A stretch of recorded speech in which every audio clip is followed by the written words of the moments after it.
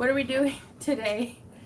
I don't know. Hey everybody, I'm Yvonne Williams with Back to Earth Creations, and I'm going to start today's live stream with a shameless plug of self-promotion. I have this mug. You too could have this mug. Not like this one in particular, but one like it. We only have like 20 left in the whole of ever, because I don't think we're ever gonna do logo mugs again. But if you purchase one from my Etsy store, links down in the video description, then you not only get a mug, but you get a box of crap inside of it. But the mug is the box, but it's inside a box. Okay, commercial over. Hey guys. Oh boy. Hey Elise, how's it going? Am I live? It's not showing up. Did I do it right? I don't know. Tracy's here, Natalie's here. Hey everybody. Even if it's just the three of us, we'll just hang out and have a live stream. Elise, I'm doing great today. We had French toast for breakfast and it was delicious. I'm full of sugar and eggs. Amanda says I'm live, so we're live. Cool. Natalie, right? I'm not gonna lie, I do kind of miss the good old days back when it was just like, it truly was like 3 to 5 of us just sitting around crafting. I felt like I could give you guys my undivided attention then. Donna says, hello, I love your tutorials about leather. I cannot wait until I put wire and leather in one of those fancy I can't moderate because it says you're not live on my side. Really? Yes. Crap, my moderator's broken. Like, there is no video to moderate. Are you serious? I'm dead serious. It says I've been live streaming for 2 minutes, and there's folks in here talking with me. There it is, finally. Okay, cool. We've got this. We're only professional YouTubers, you guys. That's all. Hey, cosplay noob. Okay, so right off the bat, I'm going to go ahead and get the camera turned around. But I did want to show you guys, this is like the cleanest my craft area has been for a solid week. And I don't know how to handle it. I still around though. And the hair tie that I used to handle my chainmail chandelier up broke. So now I think I want to upgrade it from a hair tie to a zip tie. So super duper snazzy. Okay. So I'm gonna angle this way. I think the mailman's here. That's cool. So I've been working more. Yesterday I shot more of a video. Yep, that's the mailman. They're losing their minds. Okay. Sorry for the loud barking. Hey. Hush. Come here, Z. It's alright, buddy. You're just a dog, though. But the neighbor can't leave. I'd be upset, too. How dare the neighbor leave their house? How dare they? Okay. So... What brand of nylon pliers do you use? I've used mine for about 3 weeks and they're destroyed. Holy crap. I used my Beetalon brand nylon pliers for years. And they were pretty wrecked. But they do sell like replacement tips though. So that's good. But I shot a video yesterday for our patrons that I'm still editing. But it'll be up on Saturday. And actually, it'll be up for everybody to see on Saturday because I felt like there was a lot of really good information in there. But today's giveaway is this bracelet that we wove on Tuesday. And so if you'd like to win this, go leave a comment on Tuesday's live stream. That'll put your name in the hat to win that. And then I wanted to show you guys how I finish my bracelets. Because that was something that I actually missed out on in the video whenever I was shooting it. So I really love the density of this one here. Hey, Jim.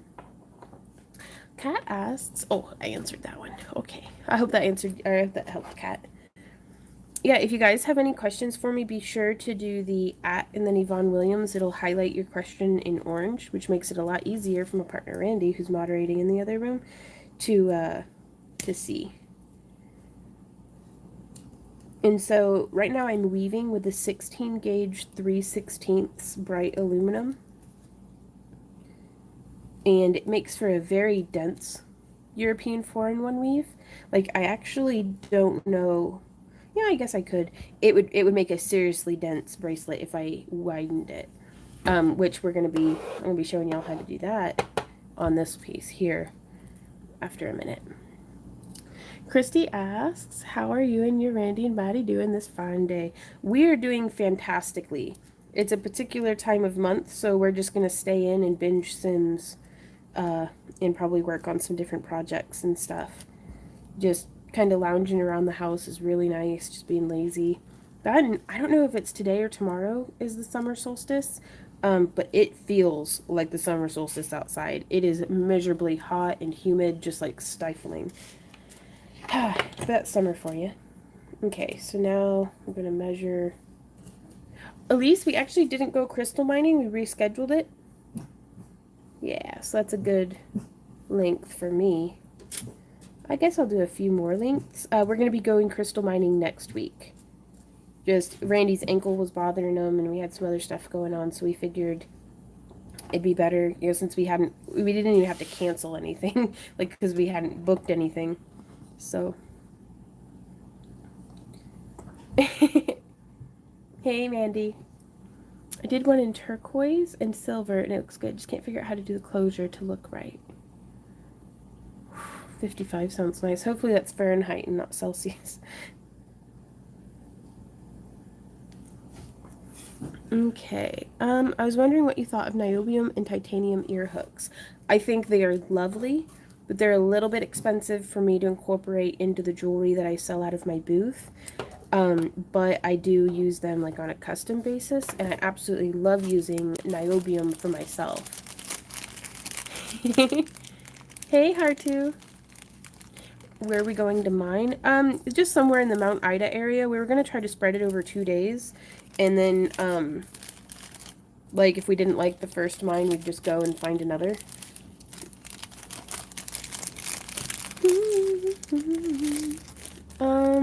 Teresa asks, I did one in turquoise and silver, and it looks good. Just can't figure out how to do the closure to look right. Are you talking about, like, a chainmail bracelet, or...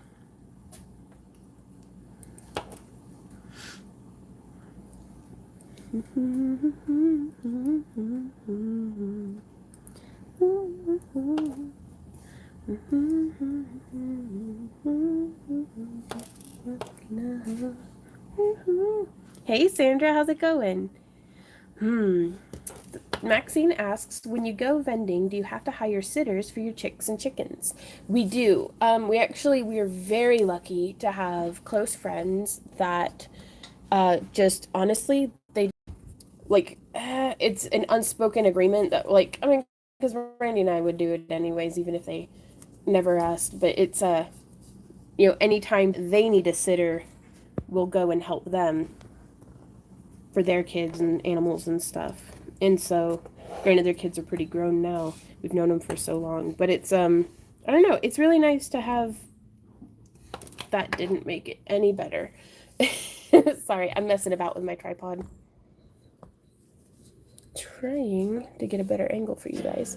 But we've got good friends who live here locally that house sit for us. Though for the longest time...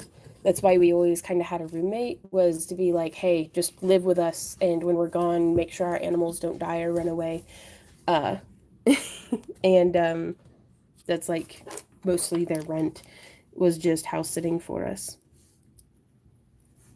But we have some other vendor friends who actually hire like professional house sitters, and they do a really good job. But that's a big old chunk of money. Used to when we lived out in the country as well, like and it didn't mind as much if the dogs were barking. We had a big kennel run that the dogs would like live in with like their dog house, and we had like a big hopper of food for them, and same for the rabbits. I didn't have chickens back then, but just giving them about 3 times as much food and water as what they needed. And then we like, because we didn't really have anybody. We lived almost an hour away from everybody else. So it was horribly inconvenient to have somebody come out and check the animals, and we certainly did not have the money to hire somebody. Okay, so I think this is to the a good length. Whenever I'm making jewelry for sale out of the booth. Hey, Abby! Holy crap, how's it going?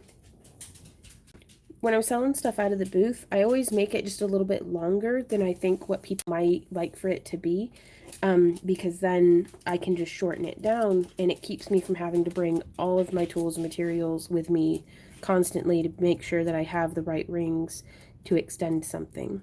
It's a lot easier to just shave it off and revisit it later. So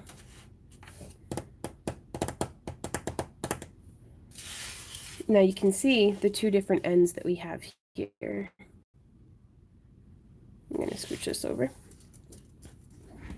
I want them to kind of match. And then also, these are the size clasps that I'm using. They're a lobster claw clasps. Hey, Barbara. You can see kind of comparable the size. I believe that this is like a 9 by 12 or 9 by 14 maybe millimeter lobster claw clasp. I get them on Amazon. And I always want to make sure that the loop on them will fit the ring that I'm weaving with. So I'm just going to hook the clasp on there, and then I'm going to come in and hook those two pieces like that. Just continuing the weave along. And then we're going to close that ring. Ah, right on.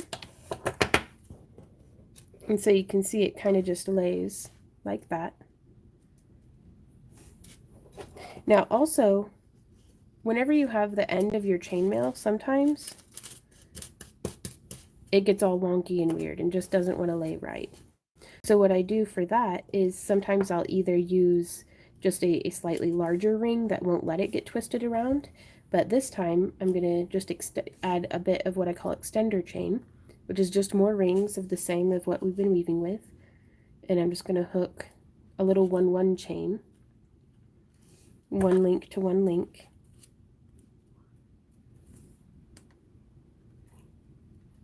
So there's one, and I'm going to do like 3 repetitions of this, so it's going to add 6 rings to it. Hey Sam, how's it going? Right on. I really like toggle clasps too, but some people complain when we've used them in the booth, people will complain that it's like, oh, well, that's not very secure. And I'm like, well, lobster claw is almost as secure as it gets, so we just stick those on there. And so there's that. And so now we're going to try it on. And we just bring it around. So actually, I'm going to get my thumb positioned. Oh, it's Captain America. Okay, here we go. Flipped around, and I just hook right there.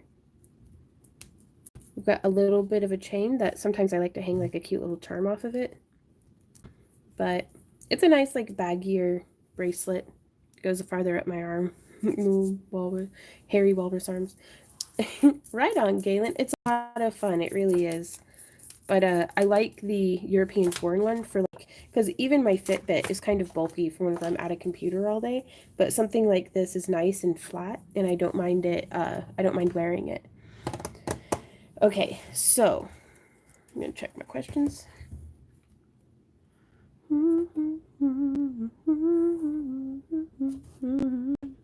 Ooh, JMax says I was so successful with the 6-in-1 chainmail bracelet using the rubber rings. So proud of myself. Right on. Excellent. Well, thank you for the molds, Christine.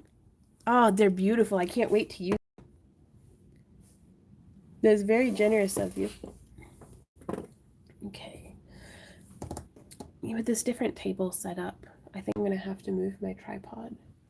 And that bums me out. Give me a minute, you guys. It's time to mess around with my tripod. So, using this tripod, because I wanted to show you guys kind of the setup that I use. You can see it's clamped up here. I'm actually going to bring this over a bit more, I think.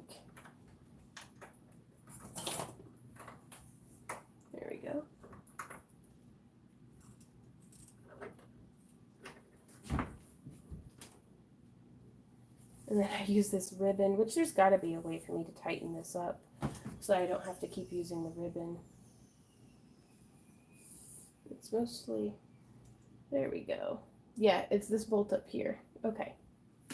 Maybe if I had a little like hex wrench or something. I'll just use my pliers. Maybe that'll work. Nope, that's not going to work. Okay. Back to using the ribbon. I'll mess about with this later.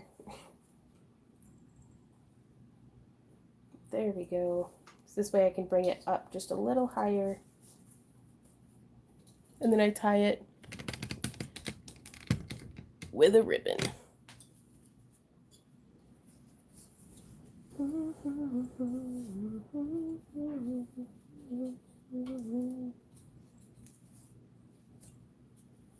Just to get it to hold the tension. This is probably one of my oldest tripod arms though. But I try to leave it free around the head. That way I can still loosen or tighten and have that move around. Tuck the ribbon where it won't be in the way though. Okay. Cool. Maybe this will work. And then we can still swivel it around. Okay. Right, Anna. Whatever works. Christy says, "Ooh, I got my craft crate, and also I love the calves. They're so beautiful." Oh, thank you guys. I'm really glad y'all like them. I was really loving that batch of calves, and we're all sold out of the good ones, and then we're also completely out of the dud cabochons of that batch. Which, shameless plug, they're up on Etsy. Buy my mugs. Because I'm so tired of storing them. Please buy mugs.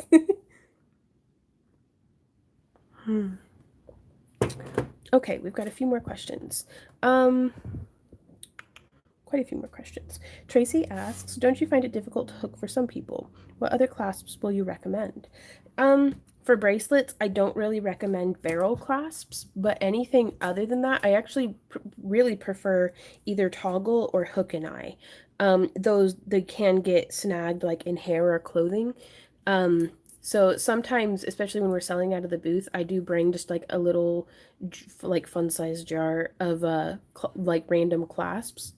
That way, if the people don't like lobster claw, then they can swap out for something else. But lobster claw is pretty standard. And I also always tell people about the little trick that you can do where you do like a bobby pin or a safety pin or a paper clip. Here, I can show you guys with a bobby pin. Because it's like, I don't know anybody with long hair who doesn't have a bobby pin somewhere at all times. But you just hook a bobby pin through and that holds on to the loose end of it. Like you just hold like that and then you can bring it around and hook. And then you can just stick the bobby pin right back in your hair. Anna says, do your aluminum rings ever discolor the skin? They will leave a slight gray residue after a few days. And it doesn't dye your skin green the way that copper can for some folks, but it does leave like this gray residue, but it does wash off with soap and water. And I've found that if you just wash this with like soap and a scrub brush in the sink, then it brightens it right on up. Yeah, well, I mean, and we found out very quickly, Kelly, that it's like something that's perfect for one person is the worst for another, which is why we offer options. And then also, worst case scenario, teaching tutorials like here on YouTube has been the best way that whenever somebody comes through our booth and just nothing is making them happy, because I don't know if they're just having a bad day or if they really hate my work or what, I can always just go like, you know, if you're interested in this style but you're just not seeing what you like, please feel free to check out, you know, my YouTube tutorials. They might get you started in the right direction. You know, and I'll recommend like, you know, like Aussie Mail or Oksana or, you know, Audrey, like some of these other, you know, CLS. Yeah, I can never remember that. Excuse me. You know, recommend to them other, you know, teachers on YouTube. That way they can make their own vision because, you know, I'm just one artist. You know, I can't make everything for everybody. But out of the broom closet, nice name, says I've been watching your videos, doing research before I start working with resin. Thank you, by the way. What UV lamp do you use? The link to the videos doesn't seem to work. Ah, crap, I've been meaning to go in and fix that. The lamp that I use is a UV lamp from Tiny Windows, but it's essentially the same as almost any UV lamp that you can just like put your hand in when you have those acrylic nails. Um, very, very similar to that. Elise asks, did you make your earrings? Yes and no. I made them in the sense that I bought a bead and hooked it to the ear hooks. But I didn't actually make the little laser cut boxwood component. Those are, I'd love, love, love, love to be able to get, yeah, number one reason, you guys, that I want a glow forge or something like that is so that I can make stuff like this. Because boxwood or balsa wood is like so like, well, it's so lightweight and super durable. There we go. But yeah, if I could just go through and laser cut like a bunch of these, I'd love to be able to incorporate stuff like this in the craft along kits and just different things like that.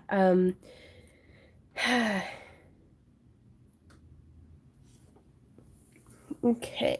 Sam says, been watching you for over 2 years. It has been it's been a long time, Sam. Just wow, that craft room has evolved into a dream space. It definitely has evolved, and I'm liking it more and more every day, Sam. So thank you. Abby, we're so glad to have you back with us. I hope you're feeling at least a little better. And then Great Lakes Narwhal. Hey, Michelle, I love your name. What size are the mugs? I believe they're, I don't know, this big. Because that, here's a banana for size reference. No, it's pliers. Let me measure it.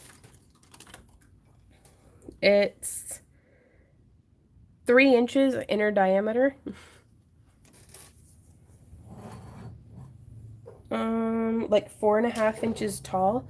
I think it holds either 12 to 16 ounces. Yeah, Yvonne, it's definitely turned into a craft house. Like the 3 rooms on the downstairs, 2 recording studios upstairs. It's a thing. Oh, that coffee's yummy. Boop, boop. I'm gonna keep leaving while we chat. Whoa. Somebody's sound system just shook our house. One lady told me if you don't like it, you can make it the way you want it to. At the time, thought she was rude, but now she was right. Yeah, it can be hard sometimes to control your tone. And that's something that as a vendor and as a YouTuber in every aspect of my life, really, sometimes I have to remind myself that this may be the 100th time that I've answered that question, but it might be your first time asking it. So sometimes you never know at a like a vending event, like a craft show or something, whenever you walk through and if you say something like, "Oh my God, this, I could make this." You don't know if that's the 10th time that that person has heard it today and that's colored in their ears by the lens that they're kind of hearing through. That sometimes, they do. I know I can misread tone a lot. It's just like colored by my perception. And so while you might be saying it, oh my God, I could make this, like, and getting excited about it, I might hear, well, I could make that. Like, you know what I mean? Like, inflection is hard, words are hard, communicating's hard. Like, if this stuff were easy, there would never be misunderstandings, and I think the world would just be a happier place. But we have to remind ourselves sometimes, I think, that, you know, some, I don't know, to not take it so personally, maybe. I know I could do to remember that quite a bit. Ooh, have you ever made plastic dipped butterfly or flower earrings? I haven't, but I want to. I want to really, really bad. Like, I was actually thinking about getting into raising butterflies so that I could humanely harvest the wings at the end of their life cycle. And like make jewelry out of them. But Randy just looked at me, like he didn't even say anything. He just looked at me, and in his eyes, I could see him going like, "So help me, if you take another hobby that crams another living thing into this house, um, me and the dogs just were gone." It's like not gone, but like he was like, "Please don't." Please don't raid butterflies. So maybe one day. I was wondering if there was a June craft video. There is, Allison. It just hasn't come out yet. I'm going to try to release the chainmail and wire wrapping videos on Saturday, since y'all's kits should be arriving any day now, really. In fact, we might do a little bit of wire wrapping in today's video, just depending. I had French toast with real maple syrup for breakfast and powdered sugar, so I am like full of sugar right now. There are sites that sell harvested bug wings. Yeah, I don't know. It's like, I know that they're insects, but it's, I want to make sure that they were happy insects. If that, I feel dumb saying that, but it's, you know, I don't know. It adds a little bit more of an element of personality to it if I just raise it myself. Or like grow it from my own garden, or, you know, I don't know.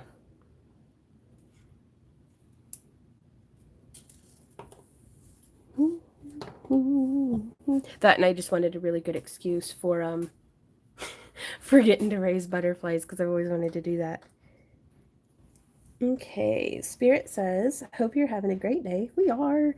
It helps that y'all are here. As I build my business, I seem to have a ton of questions. Oh, do you think it's important to register and trademark your business name? Honestly, I don't think I have registered or trademarked my business name. I should probably do that. I guess, though, that demonstrates that it wasn't a very high priority for me. But I should probably do that. So, hey, Derpy! Holy crap. I feel like it's been a minute. I've missed you.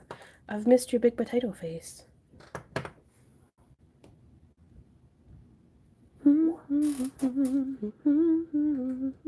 Sam! She says, I've lost my crafting mojo. Do you ever have these times? If so, what do you do? Yeah, lots of times. Sometimes you just gotta take a break. Like, change is good and important. And sometimes, as uncomfortable as it can be, and especially as somebody who I make my living off of being crafty and crafting and doing these things, sometimes it's okay to let go of something that has been the most important thing to make room for what will be the most important thing. And it's okay to ebb and flow and come into and out of things, you know, and just kind of let it be what it's going to be, because pressuring yourself and stressing about it is typically not the way to re-inspire yourself to get back to crafting. So like maybe explore something new, a new technique, or tidy up your crafting space. Or I've almost found sometimes it depends entirely on my frame of mind. But sometimes getting on Instagram and like looking at other people's beautiful, you know, wire wrapping and artwork can be the best or worst thing for me to do. Because if I'm in the right mindset for it, and then I'm going through and I can appreciate their artwork and be like, wow, that's amazing. And other times I'll go through and be looking at it and be like, I'm garbage, I'm crap, why can't I, you know, why can't I do that? And blah, just a whole bunch of like stupid brain thoughts that just make me depressed and grouchy and like do not help my creativity at all. It's usually I'll be in a mindset where it's like, well, I wish I could make stuff like that, but if I did, maybe somebody would think that I'm ripping off that person, or, you know, because I don't want to rip off anybody, but it's, I feel like everything that I do is derivative. Like here, you know, just weaving chainmail, I didn't invent this. You know, it's like, I don't know. We've talked about that before in other streams, though, I think, but it's, oh no, that ring broke. But I don't know. Just, I don't know. Just try a bunch of different things, Sam. And I know that sometimes something that worked for getting me out of a rut last time I was in a rut doesn't work again for a while. So it's like bacteria becoming immune to antibiotics. Like that, you've always got to be on your toes. It's almost a creative feat in and of itself, just figuring out how to get yourself out of a creative block. But I'll stop rambling right now. Boop, boop, boop. Oh, another question. Jalen says, I have a silly question. I'm new to all this. I joined the $20 patron, so what do I do now?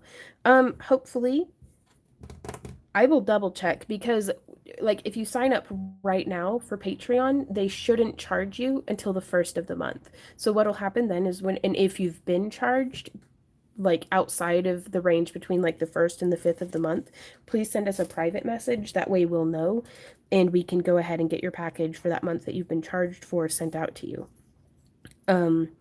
But we send out our craft along kits on the 15th. I try to post, if not daily, at least every other day on Patreon with exclusive behind the scenes content or little tutorial tips or coloring pages or all sorts of different stuff. So hopefully you'll get to enjoy that. You can send me questions and pictures on there and stuff. And uh, I try to answer everybody's questions everywhere, but I do prioritize on Patreon. Um, and so, like even if you're just a $1 pledger, which I say just, but it's like the $1 pledgers, y'all like pay our bills. Like I cannot thank you guys enough for $1 can seem like a little bit to y'all maybe, or sometimes a dollar feels like a lot, too. But we really appreciate it. But it just, it can get you guys in the VIP back door, I guess, to like getting me to answer your question because I'm horrible at answering my emails and my Instagram messages and stuff. So, um, sorry, I feel super rambly today. Allison says, thank you. By the way, I always admired your patience answering the same question without any sign of frustration. Well, thanks, Allison.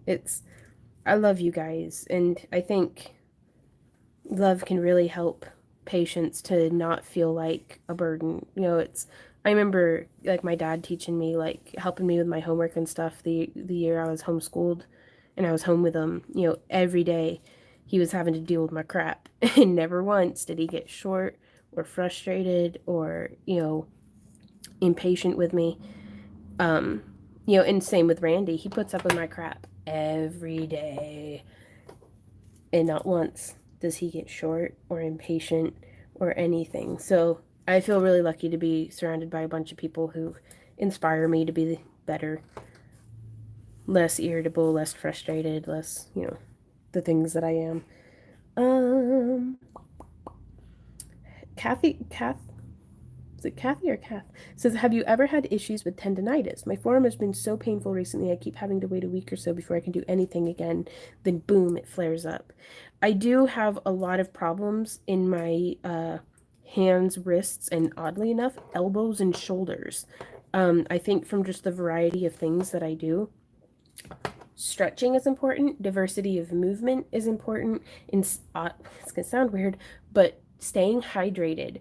Guys, it is so important to put something other than coffee or alcohol into my body. Um, like if I'm dehydrated, everything else in my life starts going wrong. Um, like my joints start acting up. I have headaches all the time. Like I'm not going to the bathroom right. Like just drink more water. Like that's the best thing we can do for ourselves as just human beings or humanoids at least. Go drink water and stretch and hopefully that'll work. So, sorry, that was actually something I'd said to a friend yesterday. I looked at him, I was like, I really need to start putting something other than coffee or alcohol into my body, like as a liquid. And then I drank a bunch of water and I feel great today. I know I also drink a bunch of coffee and alcohol too, but that's fine. It's moderation, Can't move mountains overnight. Okay. Hey Brenda, Patreon is a like subscription service where instead of doing like a single time purchase, you can like pledge like $1 or more a month and get behind the scenes content, or if you pledge $20 or more, you get a monthly craft along kit sent to you. There should be links down in the video description, as well as if you do like Excited Mark Patreon, Patreon, it should pop up with the link. But for those of y'all who don't want to do monthly subscriptions, we also do have some craft along kits and stuff up on our Etsy site now. Sabrina, the pliers that I'm using, these are the 2mm step flat nose pliers from Rio Grande. And these are just some, I think they were Beetle on. No, they're the glitter line, whoever that's from. That bent nose pliers that I used thermoplastic to make like an ergonomic hand holder thingy handle out of. Ooh, Laura says your tidy up tactic helped me the other evening. I cleared up some stuff and organized micas and glitters, and then I felt like I could get back to crafting. Right on, Laura. I miss your face, by the way. Oh, Tracy, the way that we make the links is we take wire. Like here's some bare copper wire, for example. And then we take a mandrel, which if I were a knitting needle, where would I have put myself? I don't know. You can use knitting needles. We actually have some like yard long like metal rods that we use. Or you could, if you're only doing a few of them, you can use some mandrel pliers like these ones here. You all right, love? Huh? Just check. I heard you. It sounded like you sighed. Wanted to make sure you. Oh, just breathe. Okay. So you can see I'm just twisting the wire around the mandrel. So I grab and then twist, stacking the wires as close side by side to each other as I can.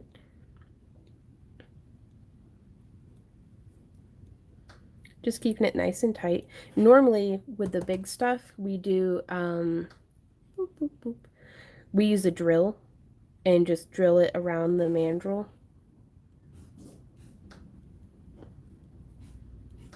But if you're only doing a couple for like a bracelet, this works just fine.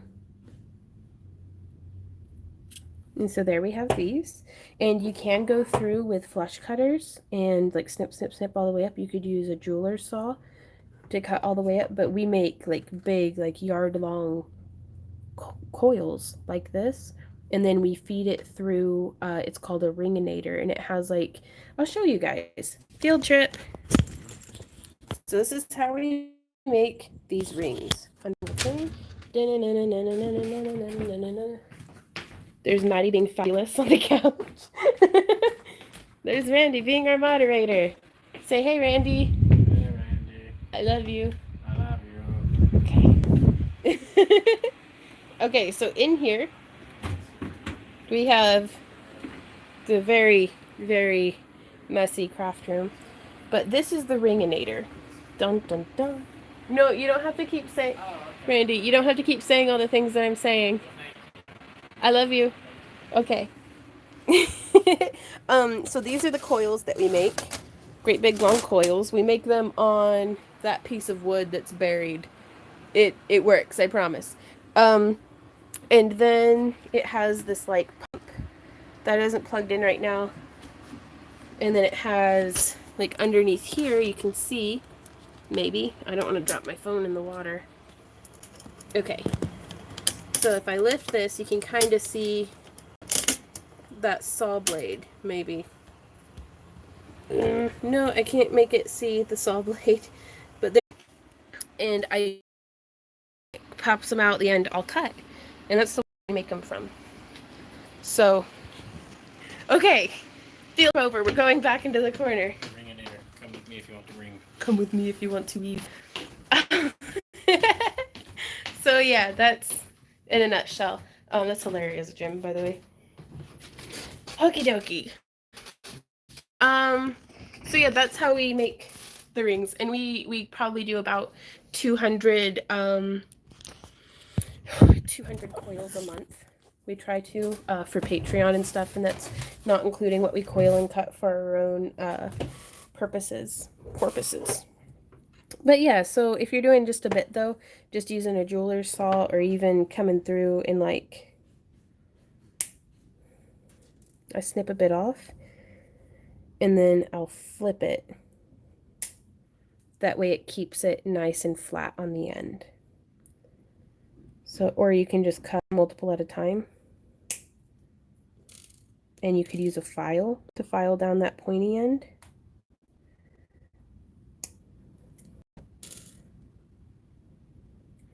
Because doing the manual can sometimes like bend them and distort them and stuff, and I really prefer to get a nice flush closure with the saw cut, but sometimes that works. Okay. Ooh, I'm so behind on questions. Okay, Elisa asks, do you use liver of sulfur or copper items? Should I do it before or after adding the clay, if any, or cabochons?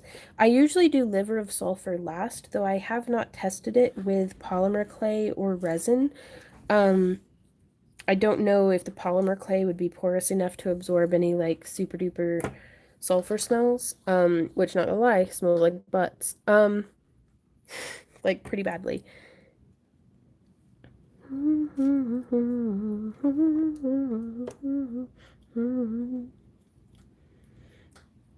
it would rain. Right? It's so hot outside, it's miserable. It is. It would be great if it would rain. Like, I'd take more flash flood warnings over this heat. I would. And that's even after all the problems we've had with our basement flooding. Natalie asks, I have wire wrapped a cab 4 times in different ways and gave up, so I hid the stone because I don't want to see it again. That is relatable. And don't you worry though, that stone will be there when you're ready for it.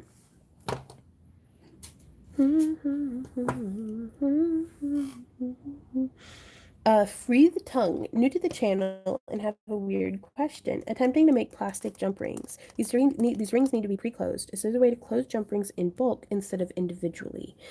Not that I've been able to find. Now, to do plastic jump rings that are already closed, you could take like a bit of tubing and like cut it. Like you could use even the stuff for like that you would hook up to like an aquarium pump, like 1/4 inch tubing. You could go through and cut that into like little like bands, or you could use PVC pipe or a lot of things like that that could make the ring already be closed, but to be able to weave it, you have to have some open. Sorry, I'm having like flashbacks of what I've seen of like 3D printed chainmail. That's just like the coolest stuff ever. Is the only way I've been able to see where you didn't have to go through and manually close rings. But whenever you make them on a coil, you can kind of see how they're offset, at least by the width of the wire. And so I get my Cambodians from Amazon. I don't know if you're asking, like, do you mean cabochons? Because at first I thought you were a troll, being like, do you have any Cambodians? But then I was like, wait, I know that autocorrect sometimes makes cabochons into all sorts of different words for me. So, Anna says, what millimeter ring do you favor for chainmail? Being an American, I measure my rings by bald eagles per chicken nugget. Oh, I lost the paper. But no, I use like gauge and inch size. Let me see if I can't find. I'll be right back.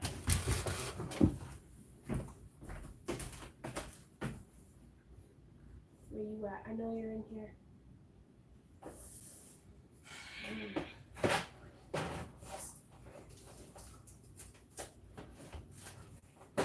Well, crap. I used to have a little sheet of paper that had like ring gauges and stuff on it. I, for the most part, prefer either an 18 or 16 gauge, anywhere between 3/16 of an inch up to 5/16 of an inch. Those are the ones that I use the most. Not eagles per beer pong. It's regional.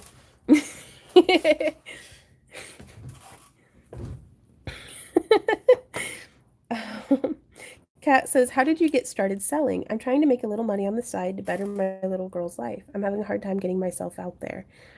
Power to you, Kat. It can be a real struggle. It truly can. I'm not going to lie. I was really lucky to get started selling. There was this very kind lady who worked at the bank that we banked with my senior year of high school. And it's like, I know that she saw our bank account, like when we deposit stuff and be like, oh, we overdrafted again. We got to come in and put in, like, you know, like, I don't know how many times she waived the overdraft fee. Like, it's, and as as an almost grown up at like 30 years old, 17 and 18-year-olds, I'm not gonna lie, you guys, y'all look like babies. Like just tall, beautiful babies. You guys are so young. Even at 30, I still feel like I've barely got my training meals off. But she asked me about the necklace I was wearing one day when we were in there trying to pay off our overdraft fees, and just be adults. Um, and I told her about it, and it was one that I had like wood burnt through the sides of an acorn and had strung it up on like dental floss with like an old janky ear hook as the clasp. And she was like, "Gosh, this is beautiful. How much is it?" And I was like, "What?" And she's like, "Do you not sell your work?" And I was like, well, I mean, that'd be cool, but and so I was like, I guess $10. And she was like, I'll buy it. And she bought my garbage necklace that I loved so much. She bought it for $10. And I was like, wow. And so I started making more stuff, and she started buying more stuff like for her kids and her family and stuff. And like, Anna's like, lol, I don't even remember my 30s. Yeah. But and she got the other ladies at the bank to like, buy stuff, and Judy, man, I miss you so much. And she was such a blessing. And she would give me like bags of, she was like, well, how's that in an estate sale? And there was this, bag of like broken jewelry. And she's like, you can have the bag if you fix this necklace that's in it. And then let me keep the necklace. And I was like, oh my God. Because it was beautiful, like, antique gemstone, jewelry with like, oh, it was gorgeous. So she was really an enabler. And that kind of really got it into my head that I could, well, Judy liked my stuff. Maybe somebody else will like my stuff too. And one year for Christmas, well, as an early Christmas present, Randy had gotten me a chainmail kit. It was like $30 on the Ring Lord, and I made like every single weave that I could. And just, suddenly I had like 40 bracelets. So we paid $20 to go to the host of Christmas Past. And we went and we vended, and we were in the back of the art hall, and it was just Brenda got bras that are older than 30. Yeah, right, April? Thank God for the Judys. 100%. They make the world go round. She's just a wonderful person. Um, but yeah, and so we paid like, it might have been $50 because I think we had to pay $20 for the booth and then $30 for our annual membership. It's almost time. It's almost time for the give. Well, the giveaway can wait. I'm telling a story. Thank you for letting me know, Randy. Um, but and guys, we felt like we were like, oh no, did we have enough inventory? Are we in a good enough location? Like we were very nervous. And we sold $500 worth of stuff that weekend, which at the time, even now, like $500 is a lot, y'all. Like that's a lot of money. Um but at the time, it was like somebody came and just dropped $10,000 in our lap. Like we were like, "Oh my God." That's like our rent plus like 2 weeks worth of groceries from one weekend. Because, Randy was making like five something an hour working at Fred's. I had gotten laid off from like the store I was working at had closed. Like we were like, "This is amazing." Um and then so we found out, talking to the other vendors and artists there, they were like, "Well, have you done uh gosh, a Lynchburg Christmas or something?" Like it was just some Christmas craft show in the basement of like some book house. Like it wasn't even a library. Like their town wasn't big enough for a library. They just had a book house. But it was like $20 to set up in the basement for a 6-foot table, the good old days. Um, and so we went and we made like $200. And we were like, "Holy crap cakes, this is amazing." Um, and so yeah, we just kept like, and then we had like a solid year of like, we made $7, we made $50, but it cost us 50 to set up. It was like 3 months. It wasn't a solid year. It felt like a year. We had 3 months, I guess, of, and then we did a couple of craft shows that worked out really well.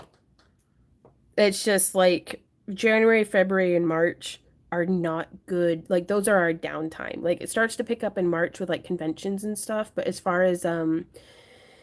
uh as far as craft shows go, those are dead months. Just stay at home, keep, rice and bean it. Um like you will survive though. Winter is coming and the night is full of terrors, but you will get through it.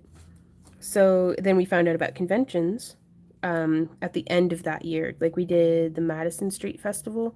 We were like, oh, this is nice. Like, because one day events are really nice. There's no hotel fee. Like, yeah, you have to like drive a bunch and stuff, but that's fine. Like, hard work's hard work. Like, you get to pick your hard. Excuse me. So I went rambling on that one. Um, More questions. Susan says, what pattern are you using for your chain links? Right now I'm weaving, it's called a European 4-in-1. And you can see I wanted to demonstrate on Tuesday and today just these are 3 different rings. So these two have the same inner diameter, but these two have the same wire thickness. So you can get a lot of variation just by changing the ring size that you use in a weave.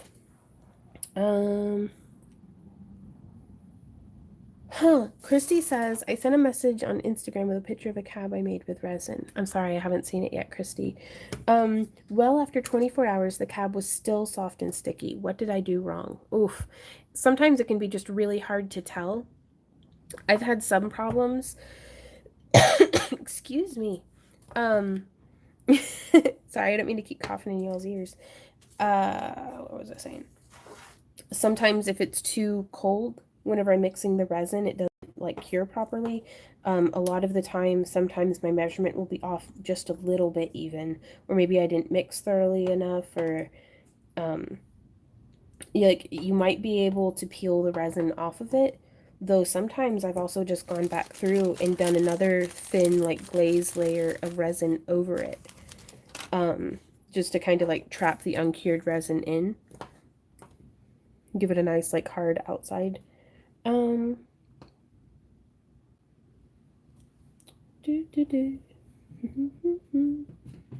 Diane says, in your experience with chainmail, what would you say is the hardest weave to work with? Oof. I think that can vary a lot from person to person. I've never had as much trouble with a weave as what I had with half Persian 3-in-1, joining the ends together. It is the worst, like for me. Also, there's some that are just really time consuming.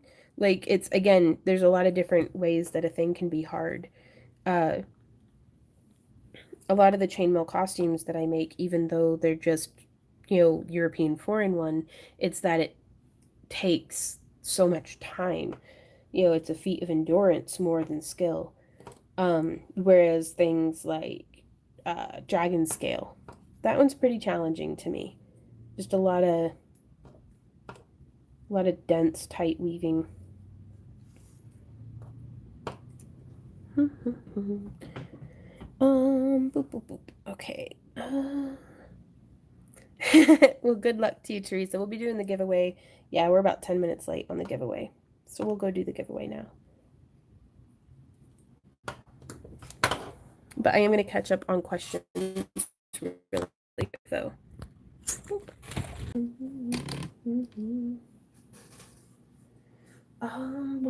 Let's see. Brenda says, how do you find places to sell? Whenever we lived, like, I live in Carthage, Missouri now. So I'll search, like, Joplin, Missouri. I'm willing to drive 2 to 4 hours for, like, one-day shows. So if I'm looking for something for a particular weekend or a particular month, I'd search, like, let's say, Tulsa, Oklahoma, craft shows in June, or like Google is so helpful. And Google was just getting started whenever we were just getting started. So before I do a whole lot of like word of mouth or like, just talking and networking with other vendors and stuff, Melly, we're still friends on Facebook, but I don't really talk to any of my friends. I'm the worst friend in the world. I will sit here and miss you all day, but not text you because I'm like, I don't want to be a bother. Like, I don't know. It's not a good excuse, and I'm not trying to make excuses. I just wish I were a better friend to the people that I cared about.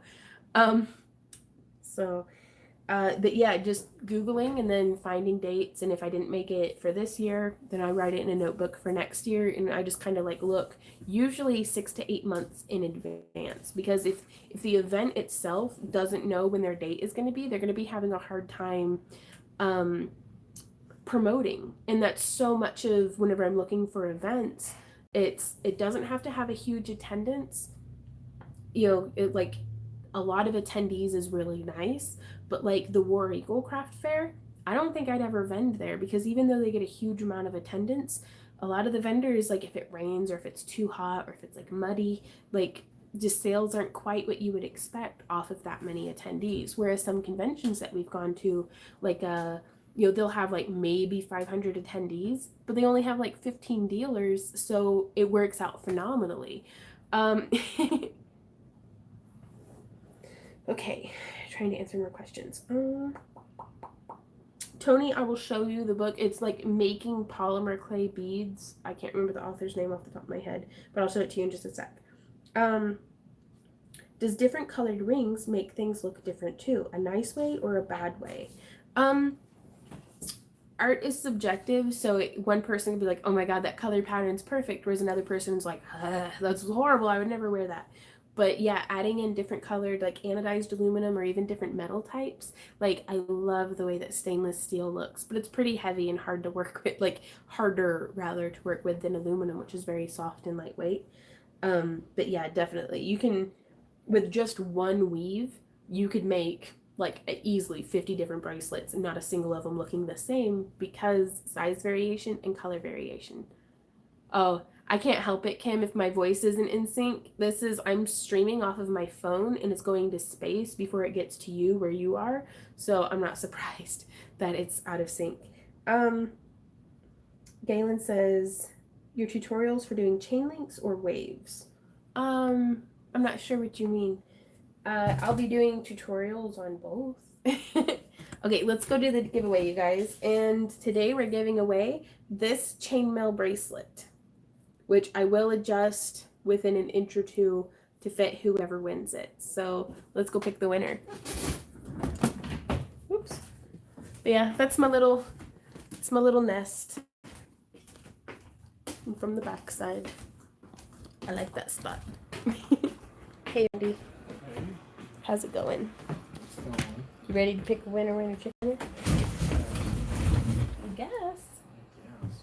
I just realized my bra's still on the back of your chair. Okay, so we're using a random comment picker on Randy's computer. So we are going to pick the winner.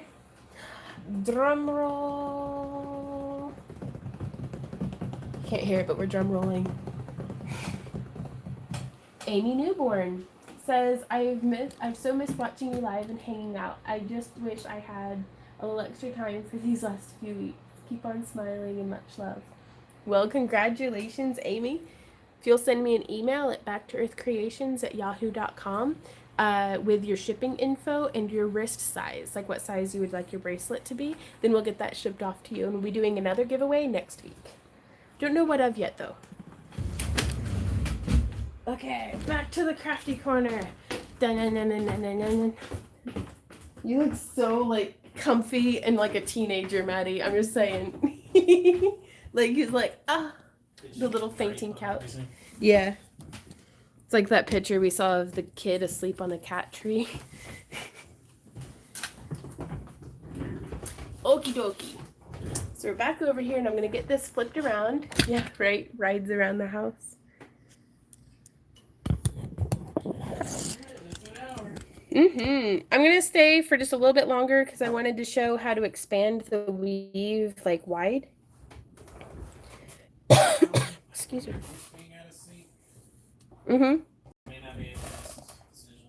Well, it's depending on how out of sync it is. I'll do like 10 more minutes.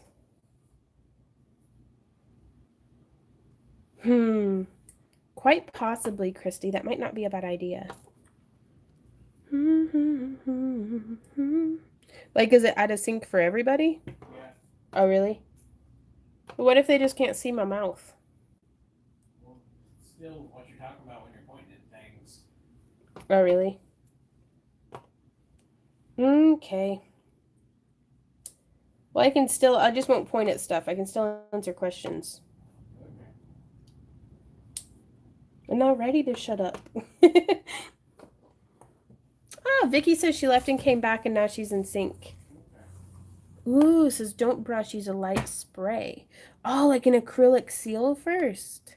That's a really good idea. Or something would be really good for that. Something acid free. Could you do a tutorial on chainmail capture of a Rivoli? Yes. That would be really cool. Right on. Jenny says no problem on her end. Cool. I wonder if they're just saying that. Just to be like, no, stay and hang out.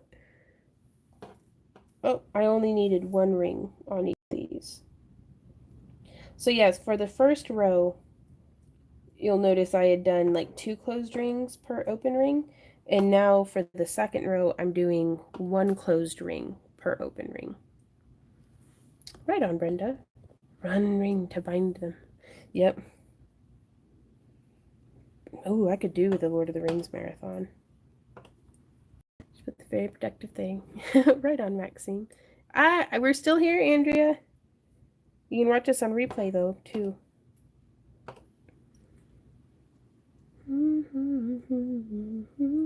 But yeah, the 18 gauge that I'm working with, this is 18 gauge 3/16.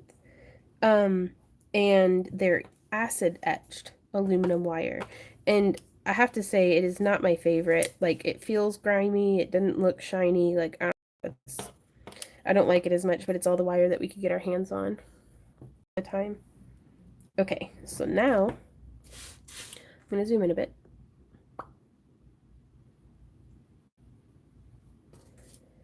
I'm going to come in from the side and hook through 1, 2. This one could actually use 2 closed on it. Just going to close this one real quick. Okay. Then I'm going to hook through 1 and 2. And then where's your tardy slip? Oh no. And then I'm going to hook through 1 and 2 and 3. Like that. So I'm going to close it and then I'll show you again. That is the nice thing about chainmail, is that there's really only opened and closed rings. And then once you start getting the weaves down, you get to do it so many times that you'll get the hang of it. Andrea. Well, don't waste good cake. So you can see we've got the rings that we've just added that were closed. These were the open ones, and then these are the ones that were already there. So I'm hooking through 1, and then 2, and then 3. And again, this is just the way that I weave. Find your own way. If this isn't comfortable for you, if it keeps not working, just mess about till you find something that does. Because it's about the end result, really. Like, if it holds together and is comfortable and looks the way that you wanted it to, then it worked. Brenda Stower says, why are the festival booths so expensive? You know, I don't know. I mean, I get it, because I too like money and run a business, but I think people found out that they can just fleece us because we're vendors. We've got to go vend. It's what we do, you know? But like, the first convention we ever did was $100 for a 6-foot table. And we were like, that is so expensive. And now, like, this upcoming event that we're doing, we paid $750 for a 10 by 10. And I'm like, they don't even, the venue, like, they haven't, the contractors, I don't know what happened, but it's like, it's a month out and they still don't know where the event's going to be yet. which that's unlike this event. We've been doing this event for years now, but it's just, it makes me kind of nervous that it's like we paid you a ton of money. Like we could have lived for a month off of that money easy. But no, we paid you so we could come and vend. We paid you a year ago that money. Oof. But yeah, there's some events like Dragon Con, it's like 1,350 or something for a 10 by 10 booth. I'm like, it hurts to pay that much. Um, and I don't know if it's just more if the I imagine excuse me. I imagine it's been a vicious cycle of, you know, there's a lot of vendors, so the booths, the companies, let's say the event, is like, oh, we can charge a little bit more because there's a higher demand. And then more people are like, well, this event's charging so much, I could make my own event. So then the venues are like, well, events are in higher demand, so we can charge, more for our space. Um, and so it's just, what is this? Like, is it called trickle down economics or something? Like, I don't know, but it's, the people at the top decided, the venues decided, I guess, that they wanted to make more money. So they started charging more. So then the event started charging more. And then his dealers were like, well, I literally cannot raise my prices or I won't raise sales. So we're the ones taking the hit. So, this Mr. Coffee warmer is the best thing ever because my coffee is still hot. Yeah, it's called ripping you off. And sometimes, what are we gonna do? Thank goodness for Etsy, but the internet keeps raising their prices too. So it's just, what? If it were easy to make money, we'd all be rich, I guess. But I cannot complain because it's been working out for us. And quite honestly, Randy and I were broke working for other companies. We're like, we'd rather be broke working for ourselves. So, and that's worked out phenomenally because of y'all, like coming and hanging out here and like supporting us on Patreon and buying my mugs. Sorry, I had to. I'm so sorry that I'm like this. Okay, let's answer more questions. Okay, any tips on physically surviving a weekend fair? Frozen gallon jugs of water. You can use them to weigh your booth down, but also you can drink cold water in the booth and not have to pay like $1 to $7 per bottle of water from the event venue or other like food merchants. If it's an indoor event, you're gonna have a much easier time. I do recommend bringing like a little like a hand fan, because sometimes it can get stiflingly hot, like in like, yeah, hydration. Oh, outdoor. Okay. Uh, Frozen grapes. Just hydrate. Frozen grapes and pickles, because pickles, like, they're not chock full of sugar, so you're not going to be making yourself sick off of Gatorade. But all the salts and electrolytes and different things. You'll be able to eat some pickles, frozen grapes, water. They have these things that are like a handkerchief that's been sewn with. They're like these little squishy, like tapioca feeling like balls that you would put like in a vase. They're like floral arrangement balls of goo. I wish I knew what they were called, but it's like a thing that's full of those, and you can put it in your like cooler with ice water and then take it out and put it around your neck, and it's like, yeah, the cooling bandanas. Water beads, thank you. And it's like, we actually keep a separate cooler that we're like, okay, don't drink that water because it's my neck sweat water. But it's you can actually, some of the coolers, if you've got like a little pressy thingy. Field trip time. I'm gonna show y'all some of the stuff that we take with us to events, both for vending and camping, because there's a lot of overlap there. Hey, Randy. Hey. I love that, man. Hey, Ember. There's our boss holding down the floor. Okay. So, flipping this around, this is where we keep most of our booth stuff. But rule number 1, tables. Do not ever rely on a venue to actually provide tables. Most of them do, but there's no guarantee that it's going to be the right size, that they're not going to run out. We always bring at least 2 tables with us because that's the bare minimum that we need for setting up our booth. But you can see we've got like 6 just here and we've got more in the house. A step ladder because I'm short. A stool because sometimes they don't provide chairs either. But this is our easy up frame. We took it out of the bag because the bag just got more space. It made it bulkier. But that's our easy up. And then we have the canopy for it. Oh, see that little bit of a green duffel bag hidden underneath all of our recycling? That has the canopy top, the sides, all of the other accoutrement. It's just a big old duffel bag underneath the twisted head naked mannequin and the wasp. Where's the orange thingy? Excuse me, Ken. So this big bad boy here, we actually take and just fill up with ice. That is Barbie, Daniel. It's like we just fill it up with ice and water, and it's got like the little nozzle at the bottom. But yeah, and we take that with us to events, and if it gets very windy, we can actually bungee it to the canopy frame, and it's nice and heavy, holds a ton of water. We just refill our refillable bottles, and you can use that nozzle to like re-wet like handkerchiefs or different things. Oh, there's actually a wasp nest. Randy, if you're hearing this, we gotta treat wasps. We got them. We got an infestation. Cart for carrying all of our crap. Because we've done some events where we had to hand carry everything, and that was the capital W worst. We had to carry our booth up and down 2 flights of stairs for an art show one time, and we were like, never again. Backup cart. Get off me, mosquitoes. Oof. Camping chairs, grid walls.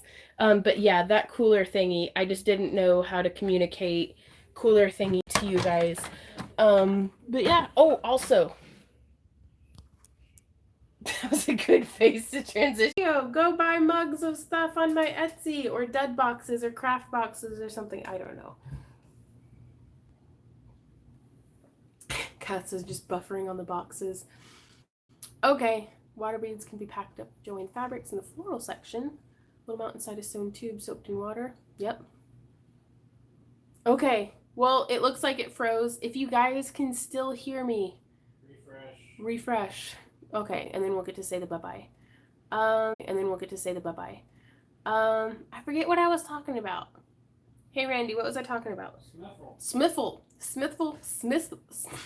Fiddlers Jamboree in Smithville, Tennessee. They set us up on asphalt. We were on the literal street. When they say street festival, they aren't kidding. And tons of people, because they've got music and they've got food vendors and they've got craft vendors and they do like a fireworks show. But it was like 107 and humid and no wind. And when it's that hot at the peak of the day, nobody's there. But it's 2:00 in the afternoon and you're a vendor, so you've got to be there. We were dying. Just hot. Horrible hotness. That was the weekend that Randy said people plump when you cook them to a customer. Because she was trying on rings and she was like, oh, it's so weird. It's normally my size. And Randy just looked at her and went, well, people plump when you cook them. And she's will feel much better in theory. But yeah, and it's just good luck, guys. We're having a whole lot of buffering problems and stuff. So I'm going to go. Thank you guys so much for hanging out with me. They come back at least. No, I think they're like done. Mandy says I look like I'm about to sneeze. Okay, you're back now. Oh, I am? Okay. Bye, guys. We're going to go now. I love you. Have a wonderful day. Thank you so much for hanging out with me. Dracula. Okay. Well, happy crafting, you guys. I'll see you all in our next video. Mwah. Bye. People plump when you cook them. What will say? What?